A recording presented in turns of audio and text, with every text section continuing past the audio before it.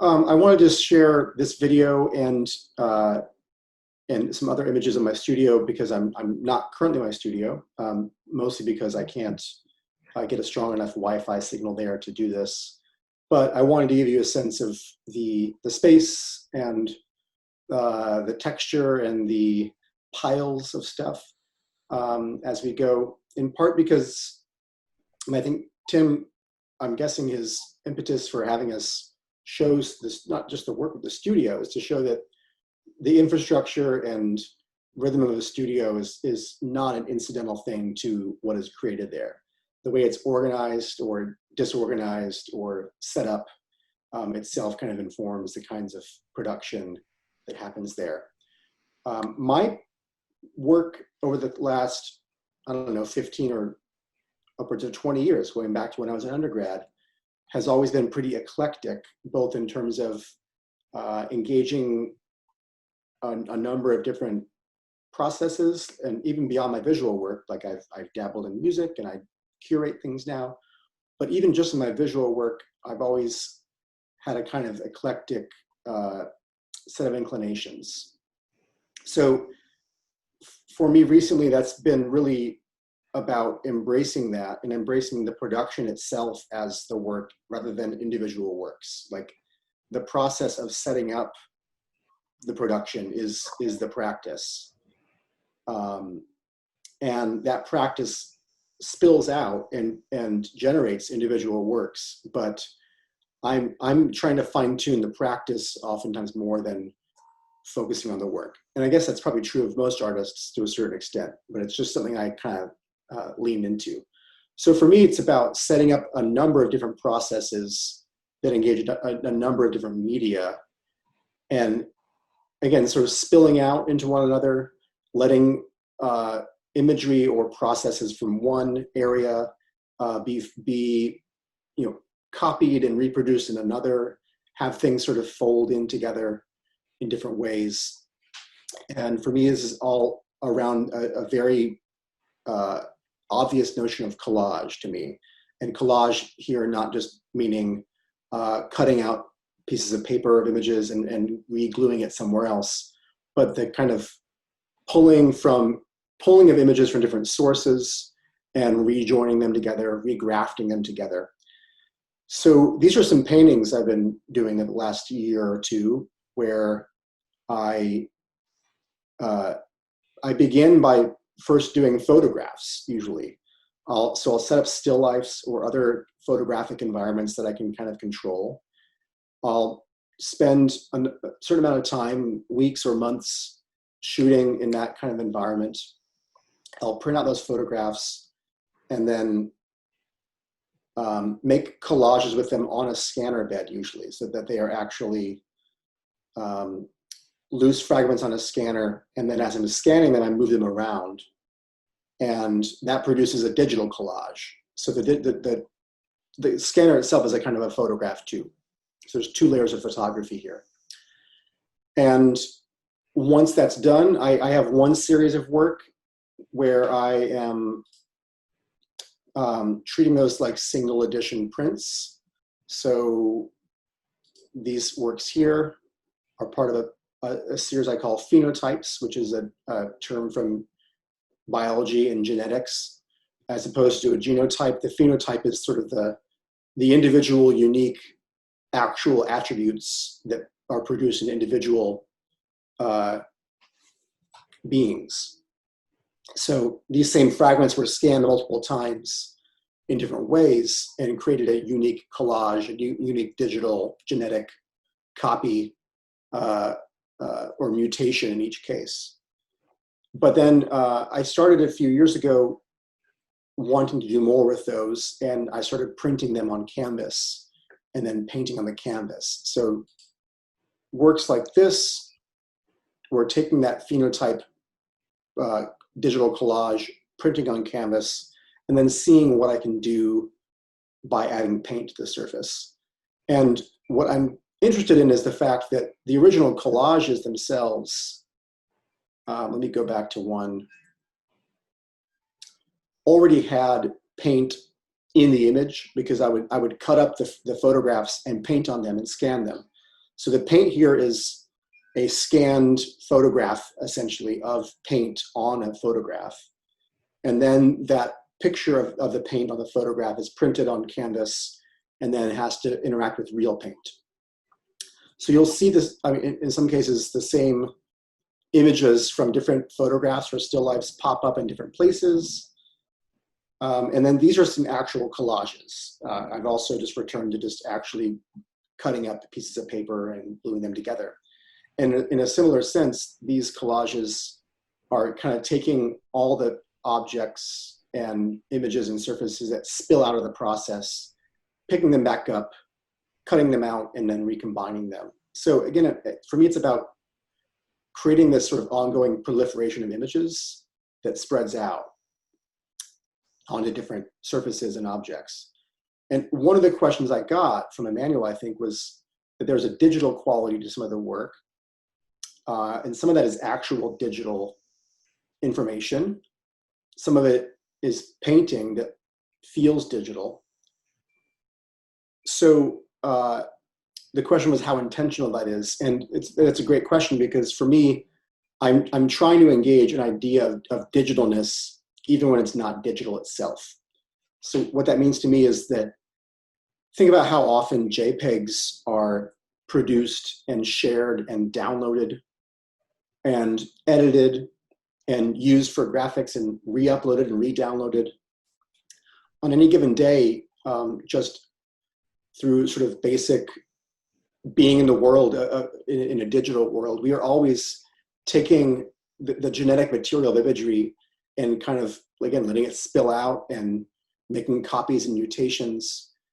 So I'm in many ways trying to do a kind of an analog process that also takes that on, but then having it constantly loop back into an actual digital process, and kind of making the digital feel analog and the analog feel digital to a certain extent.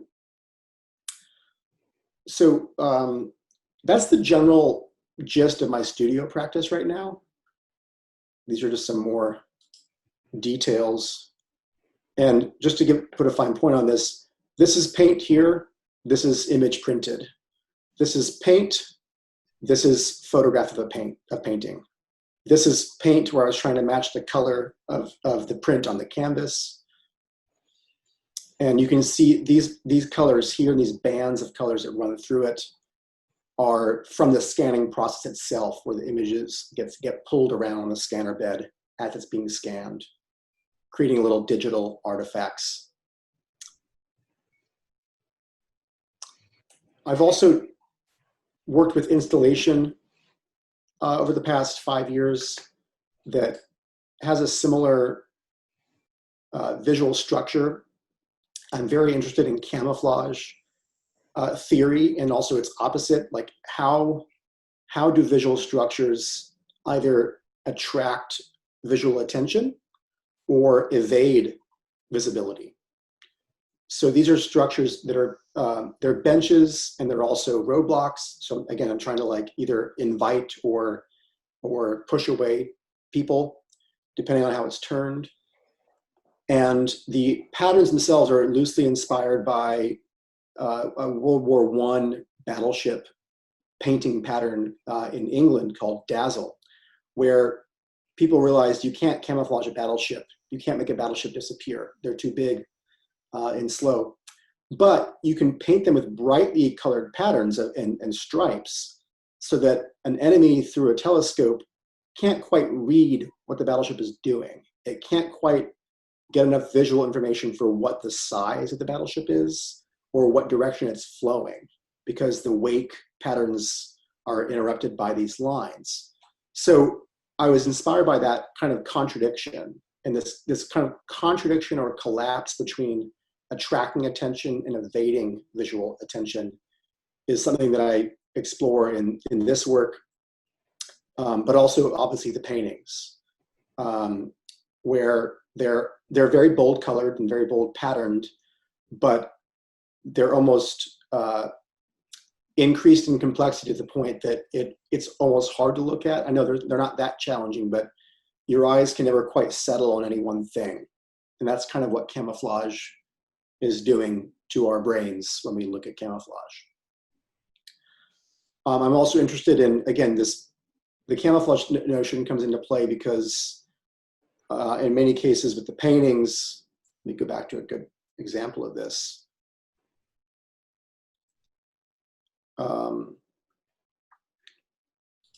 You might not recognize what the paint is and what the digital printed image is unless you look more closely. So they're hiding from you, or they're hiding from one another in plain sight to a certain extent. And one more installation shot. This is a video installation, a still from that, where I was taking footage of various things in my studio and outside of my studio and layering the video contents over these built structures that would kind of interrupt the space in a way. So when you walked in, it was kind of pushing and pulling on your perception in terms of depth perception and scale and color and rhythm. And so for me, another question I got was referencing this fact that that each individual person is kind of having an individual experience in terms of how their brain reconciles that visual information. And again, that's true for any painting. That's true for Tim's paintings. That's true for Leonora's paintings. And I'm interested in honing in on that fact of visual experience and looking at paintings and again, trying to sort of amplify that part of it. And to me, that's really about asking a viewer to kind of have to wrestle with it in a way. I was also asked a really astute question about my work in relation to Cubism and Braque and Picasso, and I think it's a great question.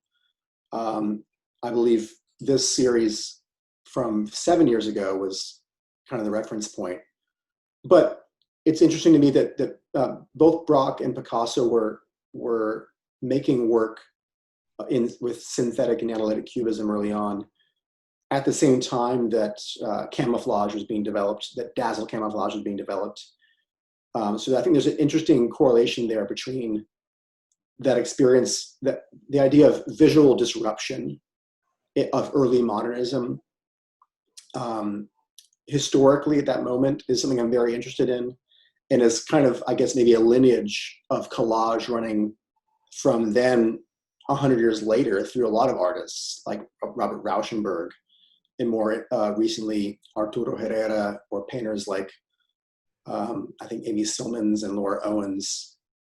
I see sort of a lineage of visual disruptors that go back to early Cubism. And maybe lastly, I mean, Tim, I can go on, but maybe I want to address some of the questions I got that were kind of outside of my practice. And one question, there were a few questions about the relationship between the political realities going on in the States right now, and I should say also in Brazil, as Leonora knows all too well. The political situation in Brazil is in many ways more dire and intense than what we are experiencing. So, how does an artistic practice relate to that? Especially one whose content is not overtly political. Like, my work is really about the visual experience. Maybe you could even say formalist in that sense, although I think that's a little misleading, because that word has sort of connotations that are different. But what should artists do? And I think every artist is different. For me, I decided a long time ago that I would let politics into my work when it happened, but that it's more important for me to be engaged politically outside of my practice than to find a place in my practice. If that makes sense. So certain artists right now, I think, are finding that there's a really natural place for their work to be political, quote unquote. For me, I try to just spend time doing political organizing outside of my practice, finding time to support mutual aid efforts right now around the protests, both as an individual, but also through the arts organization I run called Comfort Station. So I think that's also pointing to this sort of bigger picture of like, what is the life of an artist beyond their practice, and what kinds of commitments do they need to make, to acknowledge the realities that are around us. So Tim, I can address other questions I maybe skipped over, or I can end it there. What do you feel like would be most productive? I think maybe at this point we might switch over to Leonora. I think in part because I think it's going to take her longer, since you're going to be translating, I assume, interpreting for her to the extent that's necessary. Ah, ótimo. Então ele é curtinho, é um vídeo curto, bem abstrato, mas que mostra um pouco do processo da realidade aqui. It's a very short video. It's very abstract, but it shows a little bit of the reality in where she is in Belo Horizonte, Brazil.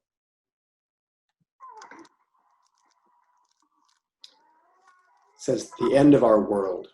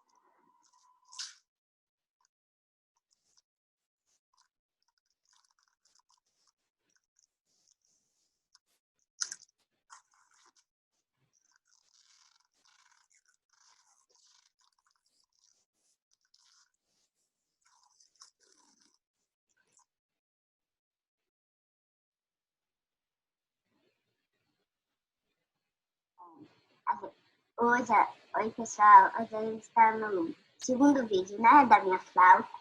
Então, eu vou fazer, tá?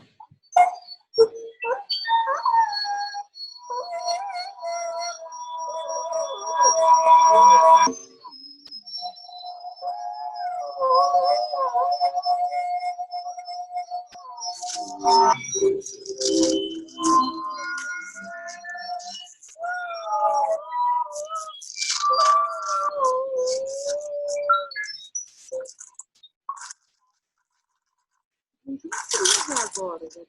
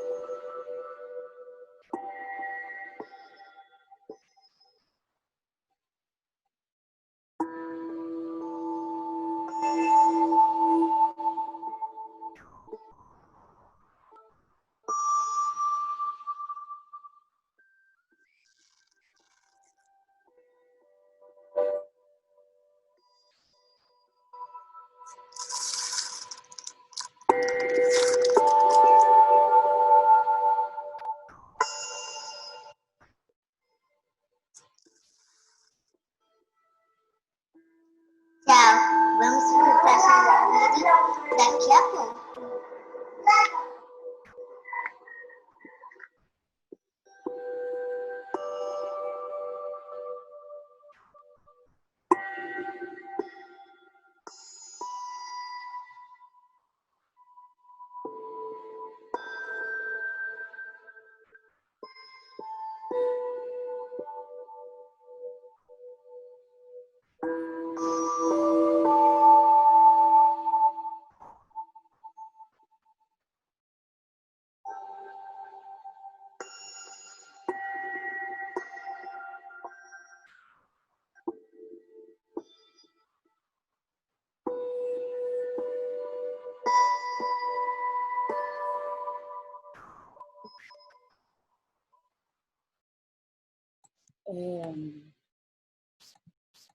Achei legal mostrar porque ele mostra um pouco do ateliê e de como tem sido o meu processo, assim.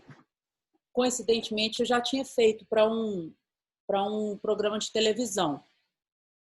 So she wanted to show that. She thought it'd be interesting to show that because it shows the process in the studio, and coincidentally, it had already been made for this TV program. Ah, bom, o que eu posso dizer, eu reparei que você, Jordan, você foi respondendo algumas perguntas, mas você vai responder depois elas de novo, não vai? Pode ser. Eu acho que está livre. So she's Tá. asking, she noticed that I answered some of the questions that were forwarded to us, and she just wanted to confirm, I think it was her understanding she would answer them afterwards. So we'll get them answered one way or another. That's fine. Ok. Bom, a arte para mim sempre teve aliada à história da minha vida, né? Porque meus pais são artistas, meus avós, praticamente a família inteira.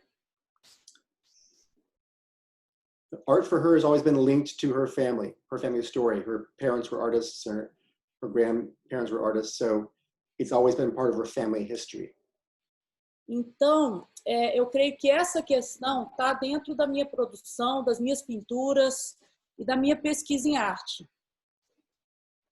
So that aspect is always inside of her practice and inside her research in her art practice.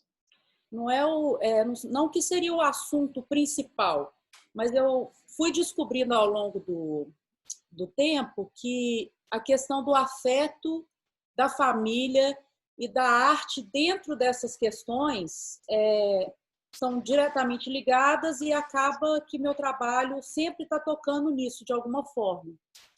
So it's not that it's the principal subject of her work necessarily, but she came to realize over time that that affect of familial relationships is always entering into her practice in relation to her art practice.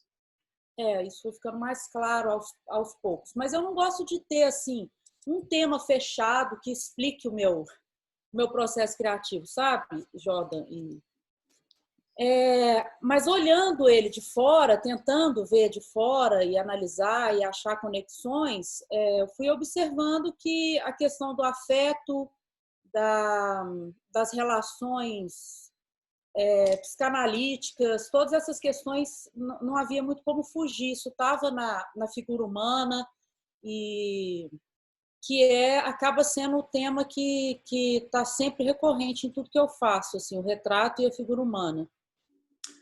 So she doesn't like to, think about there being some sort of overt theme to her work that explains her work. But again, this question of the sort of familial affect and of relationships is just something that she can't sort of escape from, both in terms of just like her own relationships, but just what it is to be a human being. These relationships, being a part of that is always entering back into her practice. O afeto, né? Até meu doutorado vai ser sobre o estranho familiar, que é um texto do Freud, que trata sobre essas questões que são familiares, mas é complexo explicar, e para você traduzir acho que vai ser até mais. Mas tem a ver com essas questões do que é intimamente familiar e ao mesmo tempo estranho. Entende? Mais ou menos. So this question of the affect and relationships has been of interest to her to the point that she's working on her doctorate. I should just say also that in Brazil, it's quite common to get a studio art doctorate, which we don't really have in the States. And she's basing that work in part around this Freudian text, O Estranho Familiar. Yes, in familia. In familia. Entendi. So it means like family estrangement. Like I think that what she's explaining is this Freudian idea that like family is both this thing that is very intimate to you, but also you're estranged from it. It's both near and far from you. Yes,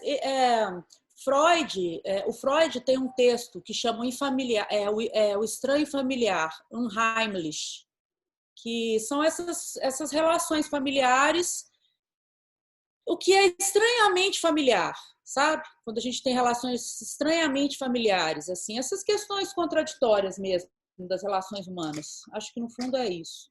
So it's really about this kind of like contradictory state of relationships that is at the basis of family. Again, this idea of being intimate with and close to, but also estranged from. Isso. Extremamente familiar.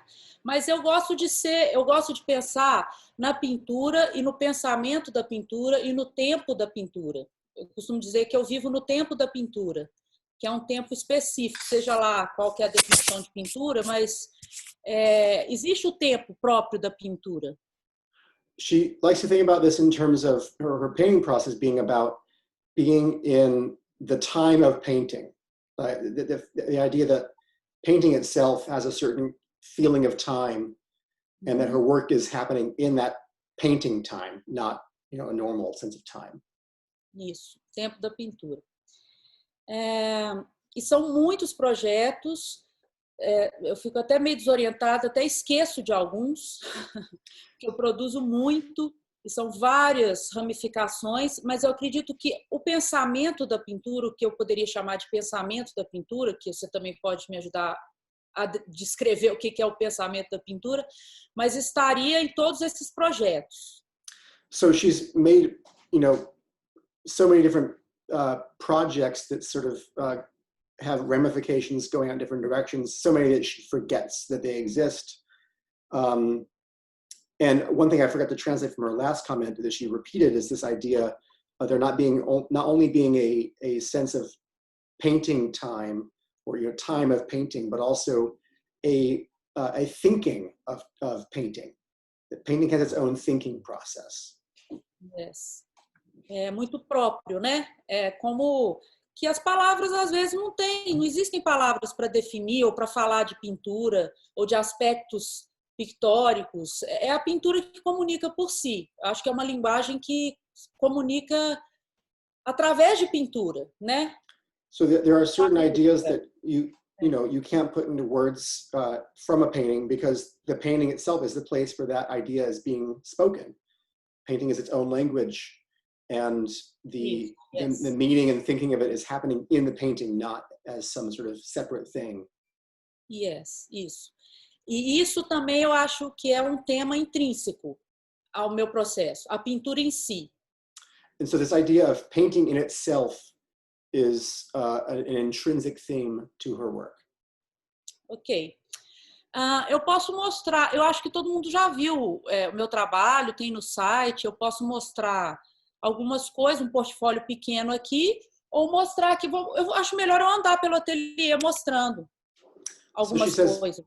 Because most people have already seen her work, from Tim's class at least, she thought it'd be helpful just to show around her studio. Para exemplificar melhor.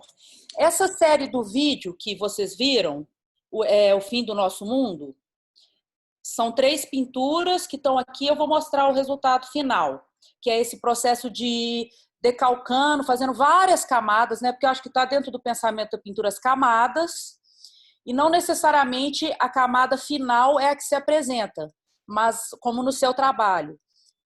A revelação de camadas que estão no processo que vem à tona no final, entende? So she's going to show some of the final results from this series that was in the video that we watched, which is the Fim do Mundo, which means the end, or Fim de Nosso Mundo, the end of our world, which have a lot to do in terms of process with this layering of putting on this sort of painting tape and then peeling it off. And so she thinks that sense of layering is itself something that's part of this painting language, that the final layer isn't, or I guess the idea there is that the top layer isn't the finality of the painting. Like, I guess the idea is that if you build up paint, that the paint that is on top is like the final image, but rather that all the layering process and sort of seeing through of layers is itself the painting process. It's like a paleontology process, taking off the layers and showing. Como que eu não vou falar inglês? Sorry, my English is. No, you're doing great. Tirando as camadas para mostrar o processo de feitura, que vem desde uma colagem, de um desenho. São várias camadas. Pulling off layers to show the making of the painting itself. Yes. Já essa pintura que eu vou mostrar aqui, que é um autorretrato de quando eu estava grávida, this one, you can see it?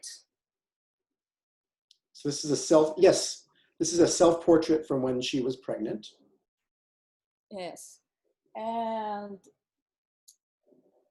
esse autorretrato já é mais íntimo, já é um trabalho que tem a ver com a minha história, a minha relação como mãe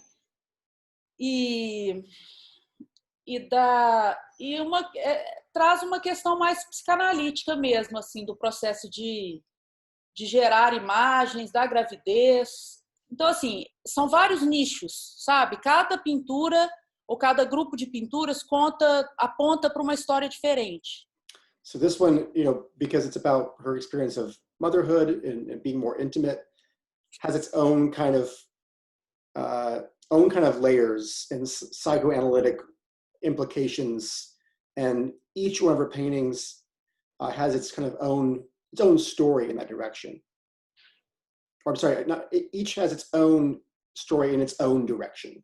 Isso, yes.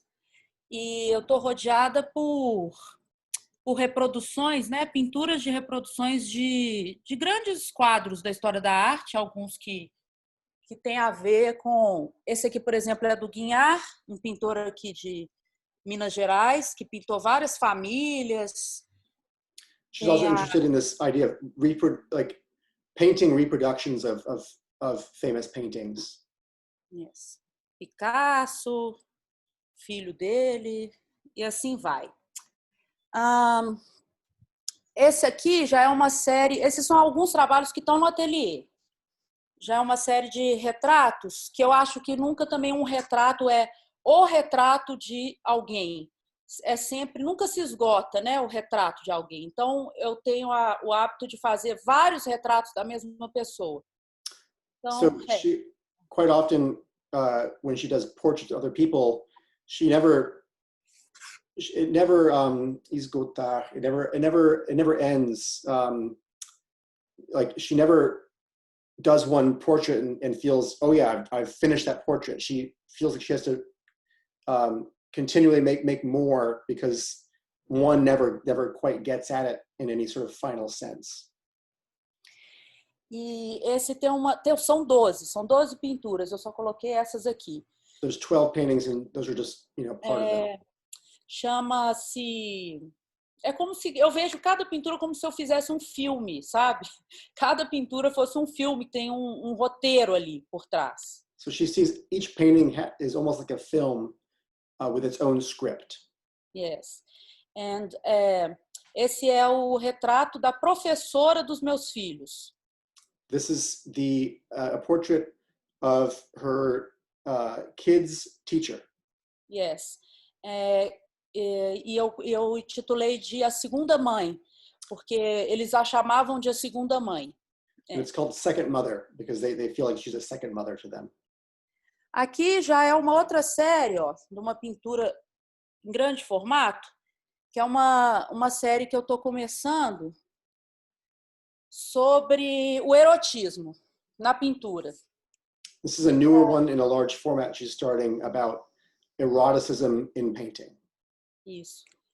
E aí o Fred Mercury entra nessa também, que é essa pinturona dele em êxtase. And that's a painting of Freddie Mercury. Yes. The Ecstasy. Ecstasy.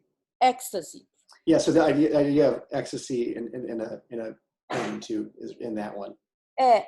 Eu acredito que toda arte é erótica, mas a pintura tem questões muito particulares com o erotismo, né? Ao meu ver.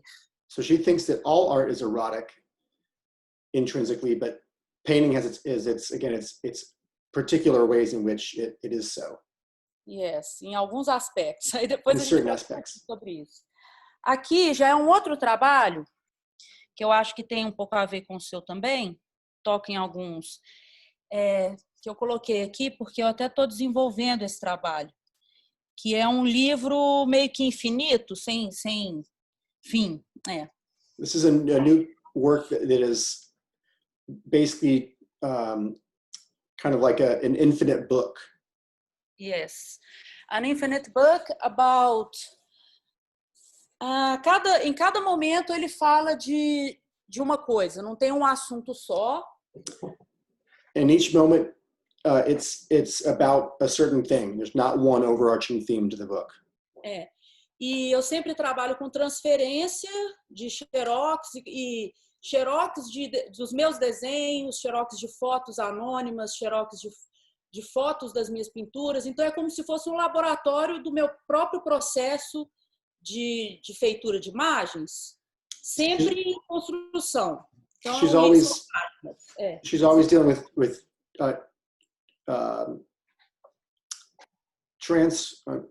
transfers of Xerox. So you can do a Xerox transfer of the image, or transferring pictures of her own work onto other surfaces. And so again, there's this idea of showing the making. Again, kind of what she was saying about the pulling back the layers on a painting. Yes, a laboratory of my own process. Oh yes, so it's a laboratory of her own process. Yes. Então são muitos trabalhos, né? Se eles entrarem no meu site, lá não tem tudo, mas tem boa parte. É bem labiríntico o meu processo.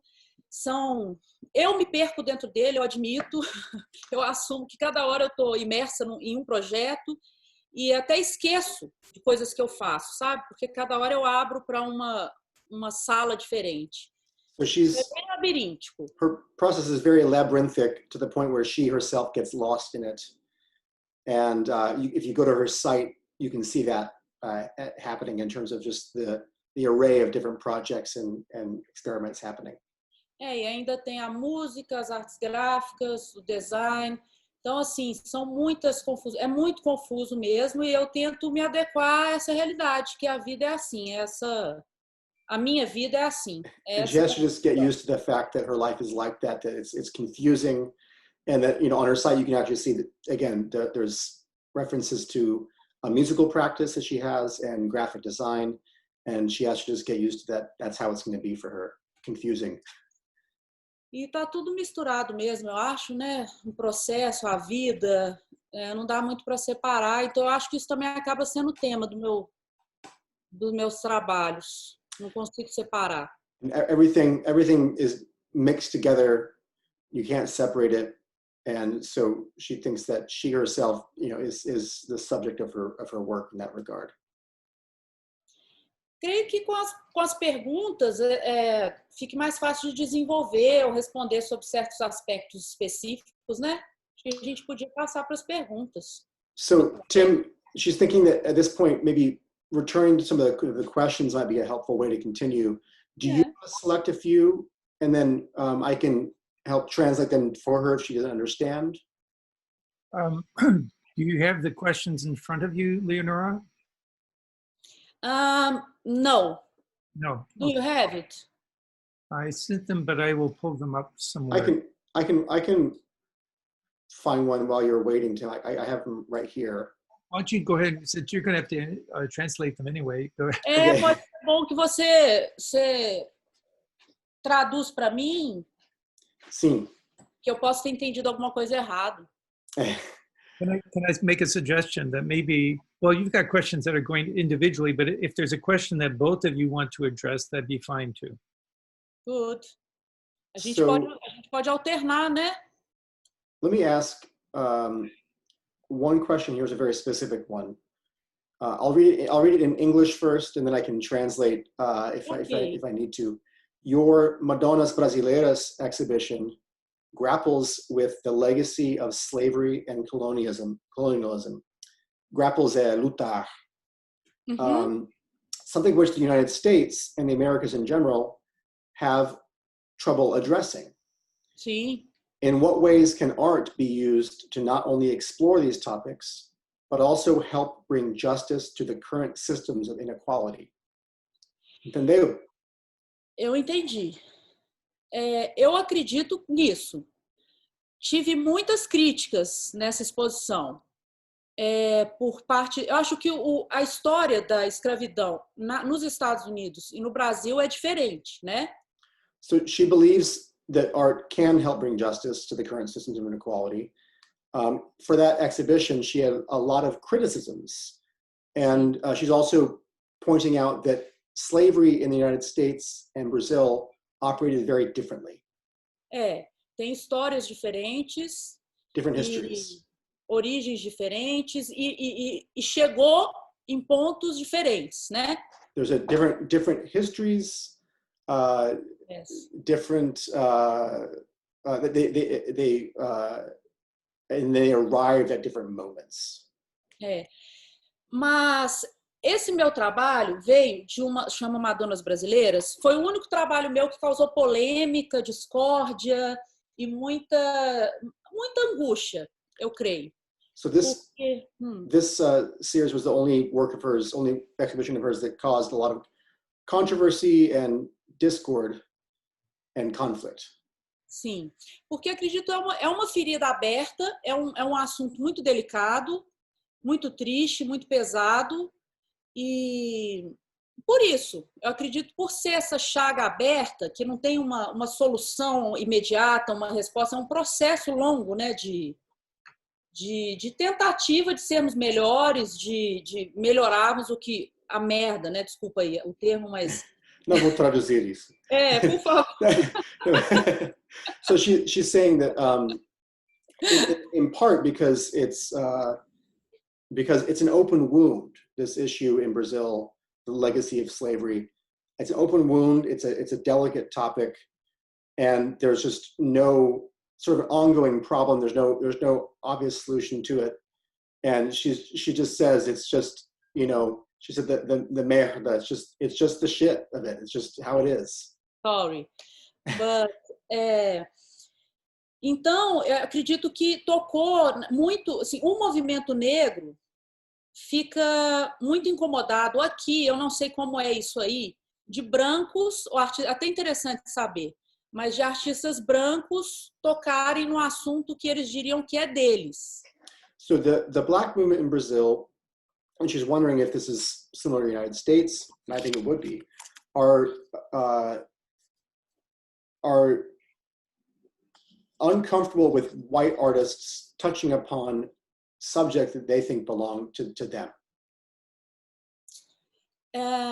Eu tentei escutá-los, dialoguei com vários e não acho que exista uma resposta certa para isso, sabe, Jordan?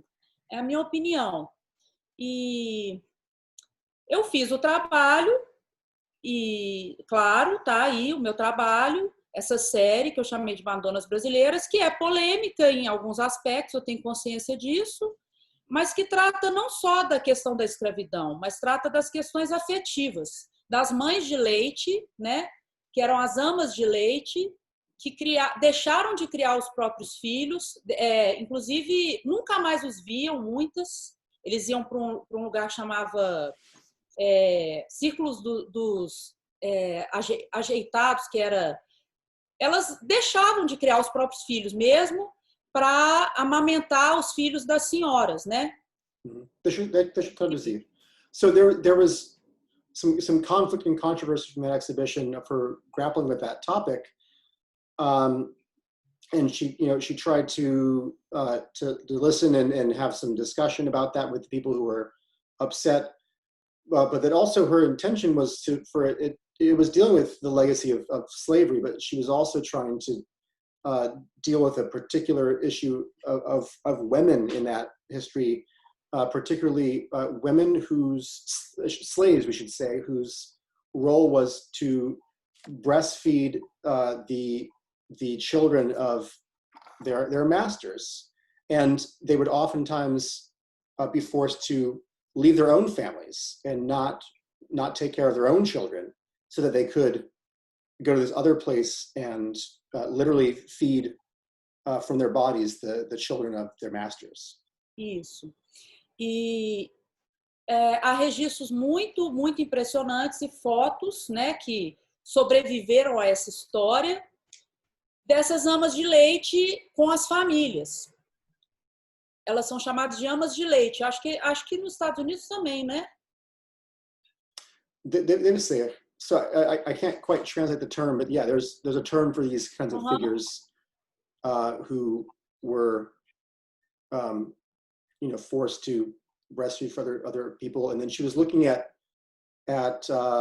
documentation of this phenomenon that kind of survived. Foi registros fotográficos que... Sim, chamava cartas de visite. São fotos of fotos dessas amas de leite com seus filhos de leite. Filhos brancos no colo das amas de leite negras. Okay, so yeah, so there were some photographic documentation of this phenomenon that were kind of like postcards, it sounds like, where they were showing, black mothers holding and feeding white babies. Sim. E essas fotos são muito impressionantes, muito. E eu vejo essas fotos como sobreviventes mesmo que dessa época que vem nos assombrar de uma certa forma, né? And she sees these images being quite powerful and evidence of survivors. I think the idea is that the women that's shown them as sort of surviving the conditions they were forced into. Sim. E elas têm expressões muito, muito tristes, muito pesadas, obviamente. Todas elas estão com uma expressão assim de morte mesmo.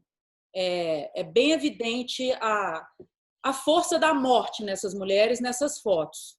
And you can see really intense and heavy and sort of dark looks on their faces. You can see almost like a feeling, an awareness of death in the way that their facial expressions are visible in these photographs. E eu fiz essa exposição sobre essa série de fotos, onde eu reproduzi essas imagens incansavelmente usando pintura e uma técnica que aqui a gente chama de guache lavado. É você lavar a pintura e o desenho, sabe? E deixar o que resta. So she did an exhibition dealing with those images, reproducing them, but also working with a process called it's like washed gouache, Yes. where you would put paint onto a surface and wash it away and then leave whatever is left behind from that process. E a pergunta era se... então eu acredito que sim. Eu acredito que trazer essas imagens à tona, revisitá-las, né, revivê-las, é cutucar uma ferida muito, muito, muito dolorosa. Mas eu acredito que seja necessário. Mas eu tenho consciência de que há grupos que acham que não. So, in short, she does think, yes, art can be used in this way, and that it's important for artworks to sort of retouch upon these things in the past, to reapproach them, but that also that she's aware that since those things are an open wound, that it's sort of a delicate topic, and that she understands that there are those who might disagree with how she had done that. Acho que está respondido, né? Se não, me digam. And she says that she thinks she answered the question, but if there's anything she didn't respond to, she can clarify if anybody has follow-ups. I think that was a very good response. Thank you. Do you want to move on to another question? Sure. I can scroll through here and pick one unless you have one in mind. Why don't you pick one, Jordan? We'll come back to Leonora. We'll go back and forth. Okay. Great. So we're going to switch to a very different question. This is from Gabriella.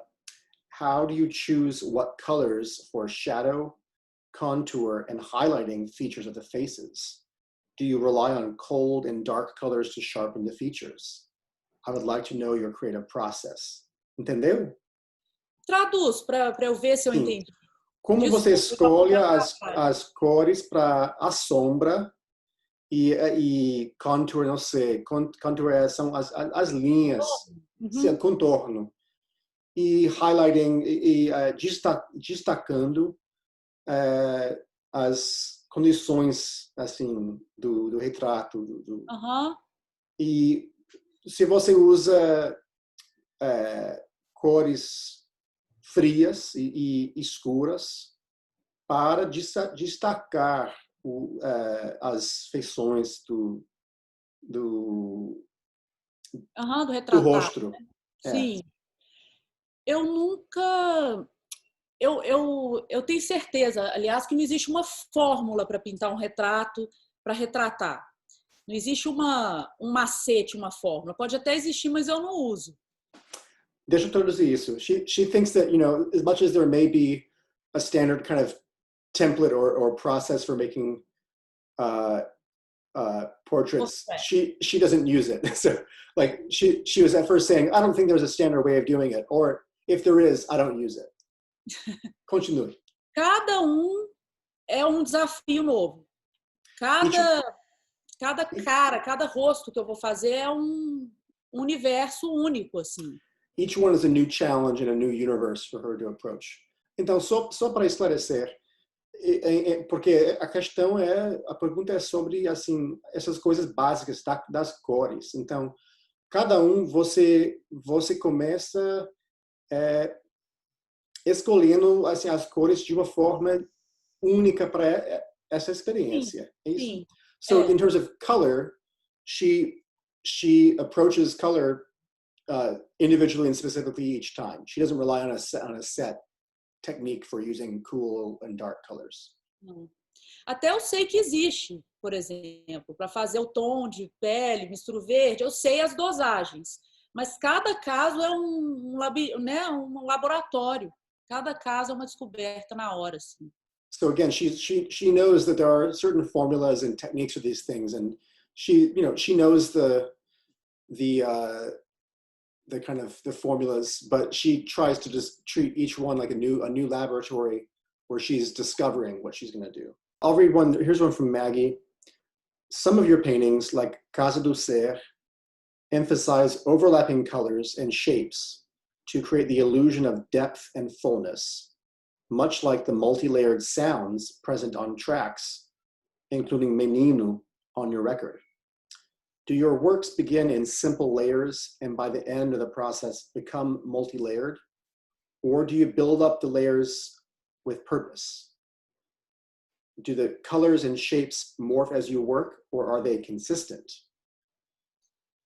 Os dois processos.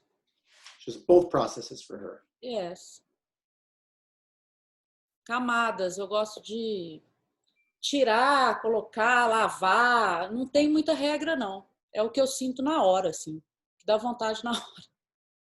Yeah, so it sounds, she's describing this as just much like her previous responses, that she doesn't approach it with a set rule or process. She just kind of throws herself into the process and discovers how she's going to do it without much deterministic sort of planning, which I think sounds like, I'm trying to understand the distinction in the question. Do your works begin in simple layers and by the end of the process become multi-layered, or do you build the layers up with purpose? I think those are kind of the same thing. Mm-hmm. And I think maybe she's saying it's both a process of building up, but also finding what's there as she goes. Mm-hmm. I have a question. Part of the reason I liked combining the two of you is you both have young children, and in both cases, I'm seeing shifts in your work that seem to suggest that life with children is changing or affecting how you're making art. Is that something you can speak to? Yeah, I can answer that first, and then we can have Leonora speak. For me, I have some colleagues who address their children as themes of their work, right? And it depends on what kind of work they make. If you make work that is, in some sense, representational, it's really a direct kind of available thing to start representing your children. My work isn't representational in that way. And for me, the biggest change was one of process, where before my daughter was born, I had gotten kind of stuck on a certain kind of process I was trying to figure out. I was layering with resin, and I was just kind of doing, I mean, it was growing and changing, but I was like really within this certain kind of process I was trying to kind of not perfect, but really push. And when my daughter was born, I couldn't get to my studio as often. I couldn't deal with the idea of like going to my studio and then like mixing resin, because I only had like an hour here or an hour there. Yeah. And I just didn't want to do it. So I had to really back up, and for a number of months, this has been actually kind of similar to the quarantine for me, because I couldn't access my studio for a long time. I had to just back up and just think, okay, I'm going to strip away any expectations about doing a certain thing. I'm going to instead focus on when I can go to the studio or do work in my own home. I'm just going to try to open it up and see what can be done. So I would start to just draw more and almost doodle and just try to keep the flame alive and find some new foothold or entry point into making. And so what that looked like for me is, I mean, that created the process that I talked to you all about. My process before my daughter was born was similar in spirit, but it was much less free. So a big breakthrough for me was when I started setting up a photo studio in my studio. So just having two lights on and a surface and objects and simply focusing on playing. So I could leave it all up. I could walk in, turn the lights on, and just move things around. And if I had a half an hour or an hour or 5 hours, I could do it. Yes. And I could edit the photos when I'm at home. And that led eventually to the process where I was then taking those photos and printing them out and painting on those and cutting them and reprinting them and rephotographing them and stretching them. And so for me, having a kid totally disrupted the normal practice for me, 100%. It was incredibly destabilizing and I couldn't find my bearings again. And because I was so disrupted, I had to find new bearings. And those bearings pushed me actually in a much more fruitful place. So I'm grateful to my daughter for that. She completely messed up my world. You know? How about you, Leonora? Eu tive um atrás do outro, né? One after the other. Mudou tudo. Mudou o processo. Não só passei a representá-los, como você falou, Jordan, literalmente, porque eu sempre fiz a prática de me autorretratar, né? Então, com os filhos, eles entraram na história. E essa questão do afeto, assim, pintar os próprios filhos é inexplicável. A gente For her, she's always been accustomed to doing self-portraits. So one of the things that happened for her was just, you know, she had one kid after another. And so she just started bringing them into the paintings. And this, again, is it returns to this question of the affect, which I think is a term that is used more in Brazil and in Portuguese than we use it in English. I would say affect, like feeling. And so for her, it touches on that sense of feeling again, and she says it's inexplicable. Tim faz isso, né? O Tim tem a questão dele. Tim, you know, she's pointing out Tim does this as well. Yeah. E essa questão da dinâmica do trabalho mudou tudo. Eu tive que começar a pintar muito mais rápido, me satisfazer com coisas que antes eu ficava mais tempo. A coisa foi assim. She said also in this idea of that I think I was referring to, of like there's the dynamic of the process changing too, where she was painting a lot faster in a lot of cases and allowing certain things to happen or being satisfied with certain things that she would have been much more rigid about before. And she just como eles, ao mesmo tempo, com ele no colo. É uma loucura, de enlouquecer. She went crazy with it, the whole process, because you know her kids, she'd be painting with her kids there. She's like having one on the lap while she's painting. So she pulled her kids into it, you know, in this kind of crazy way. I have a studio that I can go to away from my kid. Eu quase enlouqueci, mas é bom, né? É maravilhoso. Então, she said she almost went crazy, but it's good. It's marvelous. Marvelous. Another question that I have is, in what ways are you experiencing, this is for both of you, in what ways are you experiencing community in relation to other artists? Entendeu? Eu e você? Não, em que sentido você está sentindo uma sensação de comunidade entre você e outros artistas? Mas eu quero esclarecer, quero saber se é agora, atualmente, ou no geral. Tim, does that question refer to, you think, like generally or in this moment? Well, after I asked the question, I was like, yeah, because this moment presents really different kinds of things happening like this. This very thing that we're doing right now is because of what's happening. Yes. But I would have to say for myself, communities of various kinds throughout my life, particularly communities in relation to other artists, have been really important. And to the extent that has been the case for you, it might be helpful for students to hear something about that. So the question is more than... it can be... Maybe okay.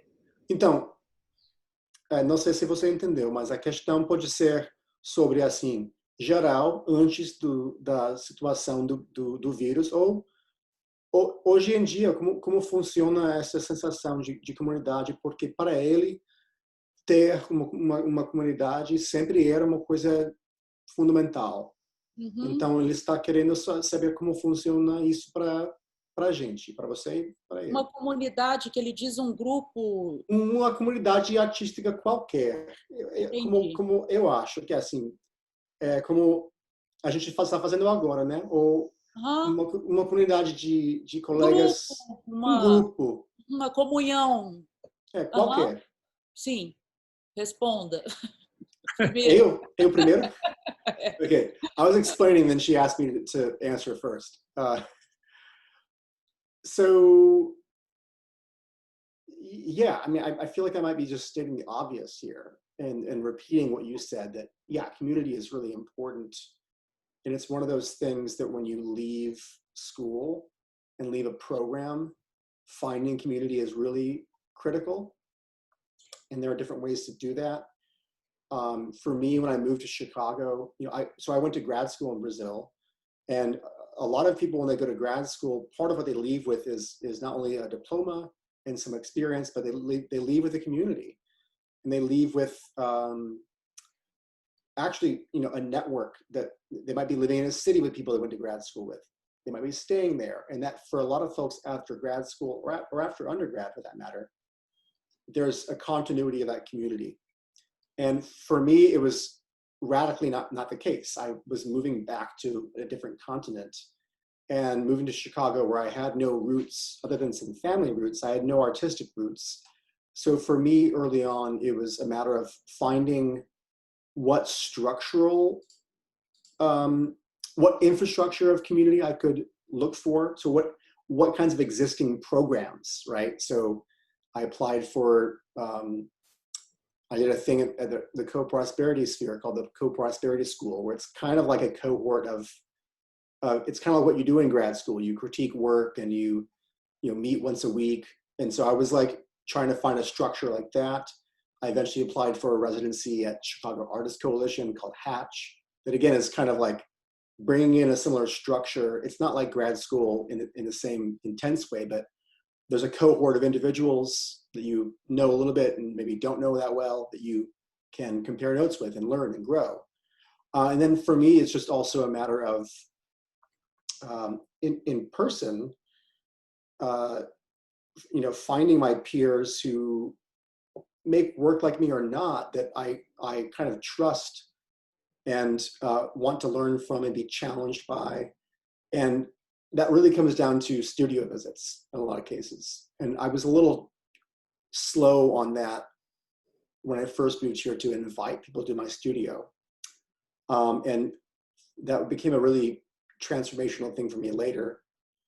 And then I think your question also touches upon online things. And I have to say, and this is maybe not a robust kind of community, but even just on like Instagram, in the way I think, Tim, you used Flickr a while ago and met Leonora. There are these online communities that aren't as like based on friendship, but where you can quickly meet and interact with people who have a similar affinity of creative process. And maybe even more so than you have access to in your real life, I should, put in quotes. So I think there's a great opportunity. And this format we're using right now could itself be indicative of how this time will bear fruit for artistic communities. Like, we could have been doing Zoom calls a year ago with people in other countries, and we really weren't. So the power for community to expand in new ways during this COVID moment is pretty exciting, actually. I agree. Uhum. Eu concordo que é muito importante. Já me senti muito solitária e isolada, assim, dentro das artes aqui, por mais que eu seja de família. A pintura, até quando eu conheci o Tim, a pintura aqui não tinha essa bola toda, não. há 10 anos atrás, por aí, e muito menos antes, não tinha pintores. A pintura deu saiu né? No Brasil, você está dizendo, né? Sim, no Brasil. Eu vejo isso também. So she's saying that she agrees that community is important. She has in the past gone through phases of feeling really solitary, kind of isolated, and she says even including when she met Tim through Flickr 10 years ago, painting was not a big thing in Brazil. Painting in the way that she engages it, there wasn't like a strong painting community. And I actually think the same. When I went to grad school in Brazil 15 years ago, there was a really strong kind of like Northern European and American like return to painting that happened in the early 2000s that I was really inspired by. And you get to Brazil and it was almost like there were other trends happening there. So she felt really isolated. And then since then, now there's been a bigger return to embracing painting there. Sim. Eu era a única do ateliê de pintura, tinha pouquíssimos alunos. Eu me sentia meio fora do mundo, entendeu? Tipo, o que eu estou pintando? O que eu estou pesquisando pintura? Devia estar fazendo outras coisas. Havia esse estímulo na universidade para sair da pintura e vendo no Flickr, vendo o que estava acontecendo fora, eu via que isso era uma bobeira do Brasil, assim, né? De Minas, mais do que São Paulo e Rio, mas era não era real. Não era real. So yeah, she is kind of just reiterating this idea that she was really didn't really know the people that had a painting studio, and there were very few painting students. So yeah, she would often question like, what am I doing? Why am I painting? What was the point of this? And ultimately she feels like it was just sort of like there was some sort of silliness about this in Brazil, or in that part of Brazil, where there was like kind of a blind spot or forgetting of painting. And so there was kind of a time of questioning for her even while she was doing it. Well, our time is getting close to the end. I told, I was planning on going to 2:30. Would each of you like to say a little bit about the significance of music making as part of your practice? Sure. I can go first and give Leonora a break. Mm-hmm. So for me, I've played music since I was maybe 14 in some capacity, and played in bands in high school and in college. And after I graduated from college and was thinking about grad school, I kind of made a firm decision in my mind that music would always be secondary or in the back seat, or to use a kind of a dirty word, would be the hobby. That it would be this thing that I would do for pleasure when it was sort of available or convenient, but that I was not gonna invest in music making at the expense of my visual art practice. And that has been that's a very tough decision, because I love making music, and maybe it was the wrong one, or maybe it was a false choice, but it's how I kind of organized it in my mind. And luckily I married a musician, so I end up playing a lot of music, because my wife, music is her primary practice. And I'm in our current, this is my teaching room, our yoga room, and our music room. And this is why I have a microphone here, because she wanted to kick me out earlier because she was wanting to do some recording while our daughter's napping, and I told her I had an important phone call. So we have this shared life that's built around music. So I get to kind of access it through her and through other people I play with, without necessarily carving out my own projects or fueling my own projects. Although during the quarantine, when I couldn't access my studio for like 3 or 4 months, I eventually started, and we were getting a recording set up here for my wife for the first time. I eventually started just playing and recording for my own project, and making my own kind of music that I'm eventually going to put out something for the first time. It's like, This is me. So I'm grateful that it's always been in the mix, and quite often it feels much more fluid and joyful than my art practice, because I never asked much of my music practice. It can't disappoint me, or I don't get into these cycles of self-doubt and struggle that my art practice, brings upon me. So it's been this joyful thing, but it does also feel good to kind of like in this moment kind of invest in it a little more than I ever have. I look forward to hearing that. It's going to be a somewhat experimental solo pedal steel guitar record. This is my pedal steel back here. Hello, pedal steel. How about you, Leonora? Tem a ver com essa questão da turma, da comunidade, porque como eu, desde muito criança, já estava envolvida com a arte, levava isso a sério, assim, também como uma brincadeira, mas com seriedade, como se eu já soubesse que eu era artista desde sempre, seja lá o que for isso, eu não tinha amigos que pintavam e desenhavam, jovens. Então, eu comecei a fazer um curso de música aqui perto da minha casa, numa escola pequena, mas muito, muito, muito boa. E lá eu conheci a minha turma, assim, que eram de músicos. Deixa eu traduzir essa parte. So she thinks that this question of community actually bears a lot of importance on this idea of music too, because since she was a young kid, she always identified as an artist, whatever that meant. And I would relate to that too. Since I was like 5 years old, I was like, I'm an artist.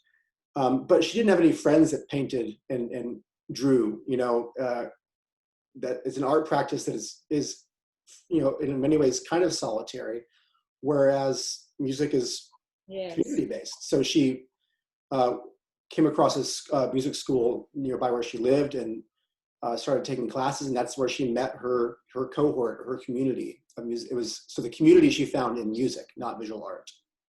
Eu faço mais parte da comunidade musical aqui do que da de artes plásticas. She has more to do with the musical community there than visual arts, and I completely relate. Eu também. Like when I moved to Chicago, I was trying to get into certain communities and scenes of visual art, and I just found it really frustrating. And then the musical scene is just the easiest thing. I was getting all kinds of opportunities and playing music with people that I used to listen to when I was in college. It just, musical communities flow differently. Yes. My husband, né, ex-husband, é um grande músico, então assim, os amigos, e eu canto e escrevo letras também. Sou letrista. So her ex-husband is a great musician and composer, and she collaborated with him singing and writing lyrics for a long time. Então, tenho grandes amigos, amo a música. Se eu não cantar de vez em quando, também nunca levei como primeiro, sim, vou viver de música, nunca pensei em fazer dinheiro com música mesmo, nem ter uma carreira assim profissional, né? Eu sou cantora. Pintora, artista plástica, sim, mas música é como você, assim, é uma necessidade, né? Necessidade. So she's saying, like me, she never thought of herself I'm going to make money making music, or that's going to be my professional career. But nonetheless, it's a necessity, and that's something I definitely relate to. It's both the thing that you're not choosing to invest in primarily, but it's a thing that you need to do. Tim, maybe you too? Yeah. I know you're making a ton of money from music, but... filthy rich music. No, but it is something obviously that we share in common in terms of interest. Thanks again, and thank you, Tim. We will hopefully thank you both for actually presenting yourselves in really visually interesting ways as well, so that your studios and your even where you are now. So, all right, thank you, everyone, and thank you, Tim. Thank you, Tim. Thank you, Leonora. Thank you, Gabriella. Ciao, Leonora. Prazer. Thank you all. A gente se vê. I really appreciate it.